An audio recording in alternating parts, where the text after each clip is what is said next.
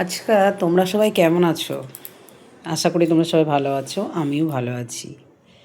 আজকের আমার মেনুতে আছে গরম ধোয়া ওঠা ভাত, আর আছে একটা ডিম ভাজা। ডিম ভাজাটা দেখো পুরো ধোয়া উঠছে, দেখতে পাচ্ছ নিশ্চয়ই।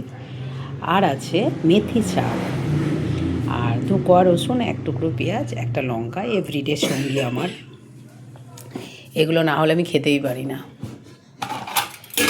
আচ্ছা, আর আছে হচ্ছে কফির ডাঁটা চচ্চড়ি। এখানে কী কী আছে? মূলো আছে, বেগুন আছে, সিম আছে, আলু আছে, ধনে পাতা আছে, সব দিয়ে কফির ডাঁটা আর পোস্ত শস্য বাটা। দারুণ লাগে খেতে, শীতের দিনে বিশেষ করে খেয়ে দেখবে। আর আছে টক ডাল। তোমাদের আমি কখনোই মিথ্যে কথা বলি না, টক ডালটা আমার কালকের। কারণ দেখো, আমি একটা ছেলে খাই দুপুরবেলায়, এবার এভরিডে ডাল করা সম্ভব নয়।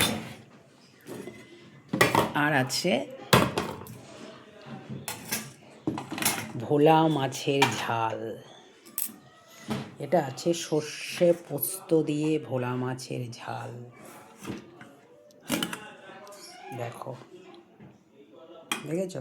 শুকনো শুকনো করে করেছি, সর্ষে পোস্ত দিয়ে ভোলা মাছের ঝাল। যাই হোক বন্ধুরা, এটাই আমার আজকের রেসিপি। তোমরা কে কী খেলে আমাকে কমেন্টসে জানাবে। ওকে, বাই।